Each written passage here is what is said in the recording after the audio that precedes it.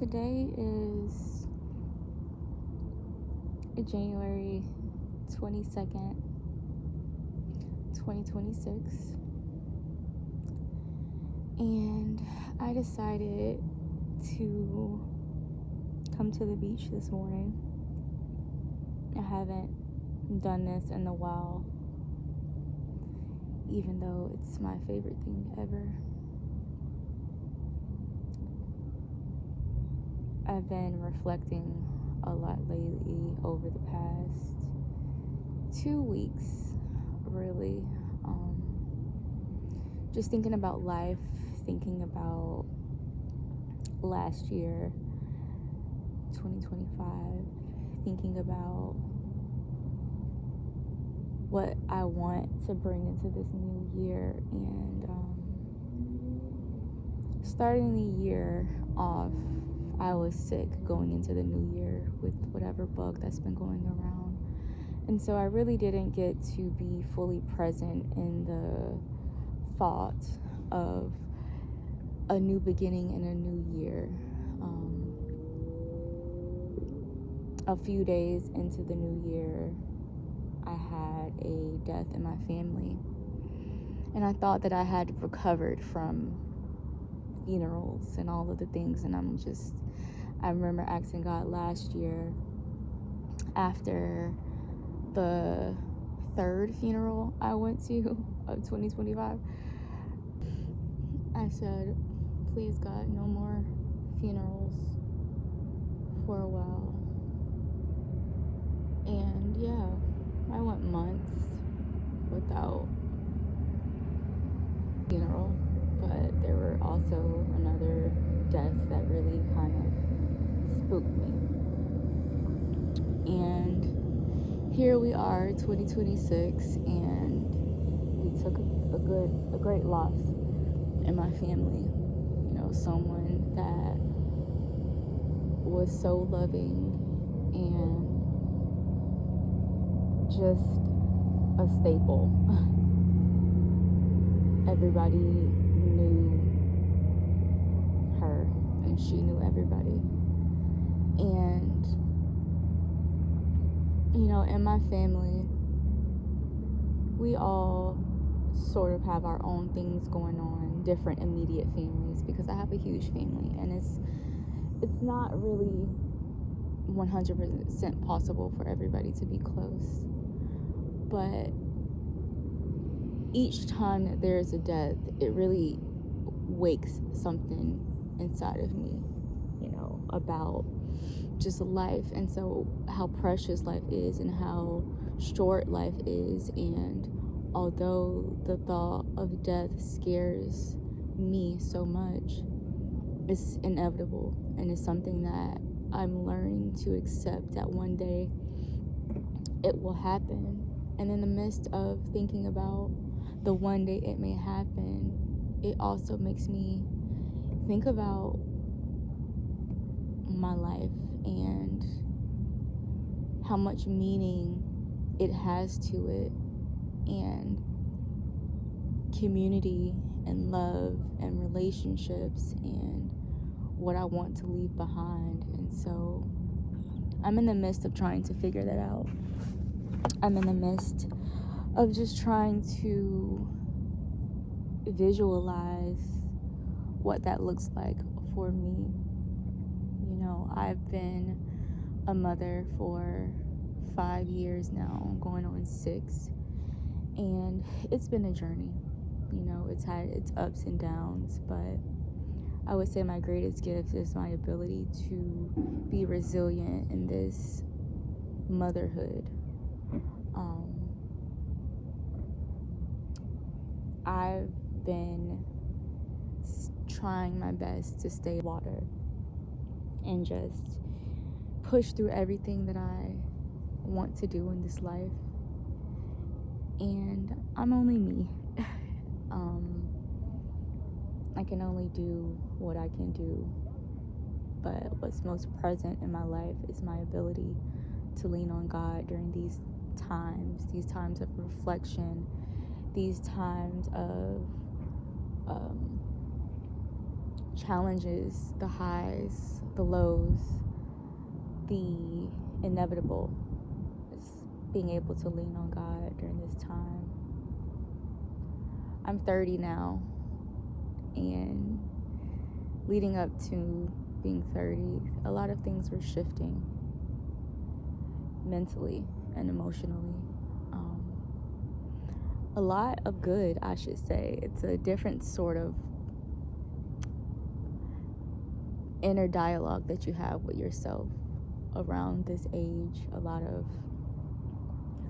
learning who you are, learning your likes and dislikes, creating boundaries within yourself and with others, prioritizing your peace. I wouldn't even say happiness, because happiness for me comes in waves, but learning to prioritize joy. Because in the midst of all of the challenges through this life, if you don't have joy and if you don't find joy in the simplest things, then how can you really be happy? So I've been trying to prioritize joy. I'm emotionally leveled out from the funeral and the sadness and the grief and the family things. And so I'm trying to get back to being present within myself, and that is why I'm here. The beach is my literal safe place. I feel closer to God. I can hear my thoughts more clearly, and I can just be still. I have trouble doing that in my home. This week I spent some time going through, I don't know, I think I was having a bit of a manic episode, if I do say so myself. But I was just looking around in my apartment, and I'm just pointing out every flaw, every crack, every crevice, every repaint, every flawed caulking, every dust particle. And I'm just I don't know, I'm craving something different. I've been in my apartment for 4 years now, I think, and I kind of have to renew my lease this year, just for the simple fact of my daughter.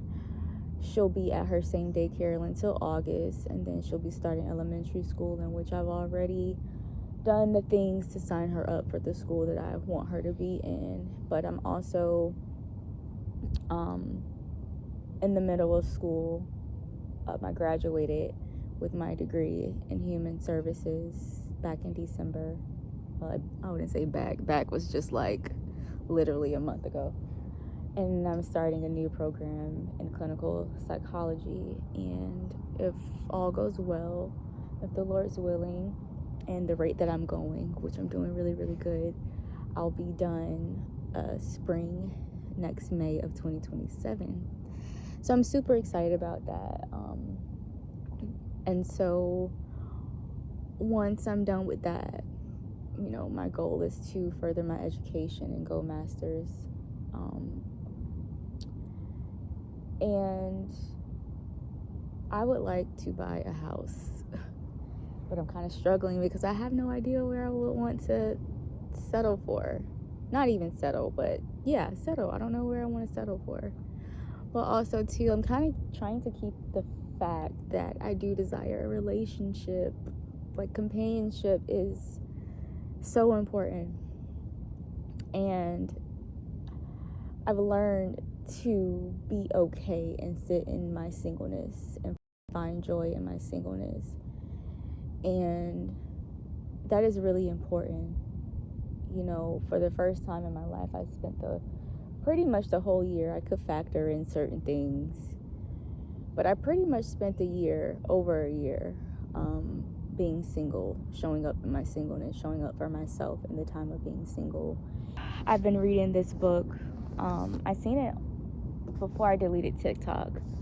I have all of these collections of things on my TikTok, of places to go, places to travel, restaurants.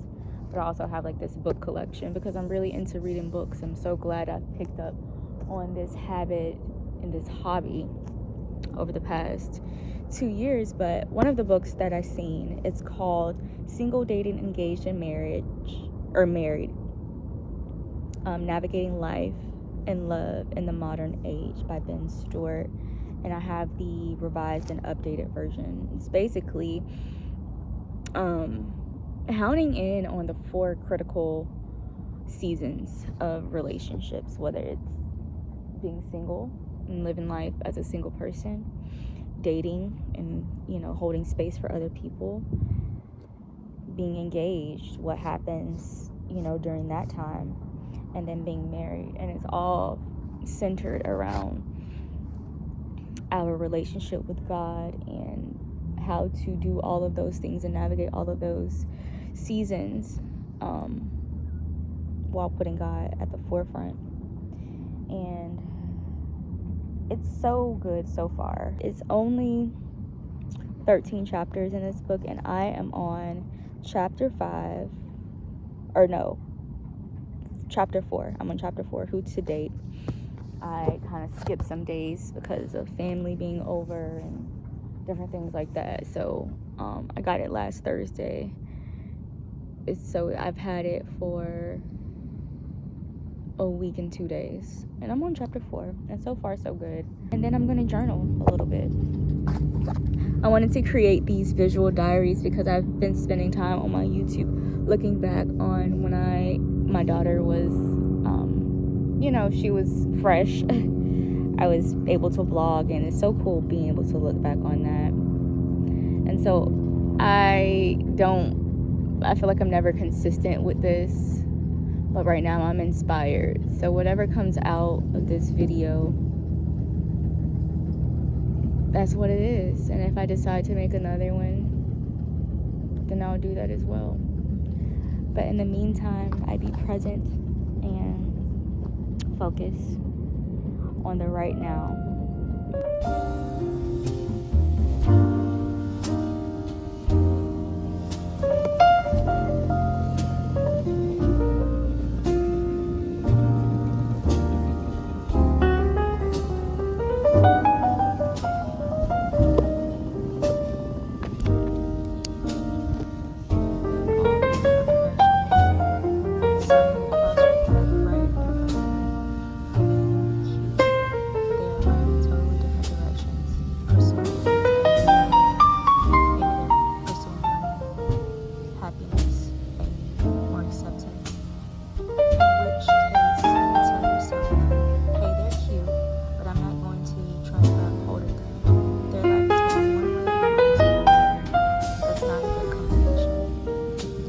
This kind of evolution means you're going to let a lot of cute, witty, charming people run right by you because they are not pursuing the things of God. Hair gonna be tea, baby. You can't play with me. Is that right?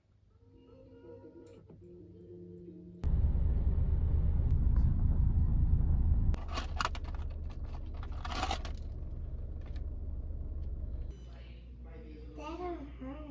It's just checking on your muscles. We'll be done soon. That hurt. It hurts a little bit? No. No? No. Oh, it's because you're strong.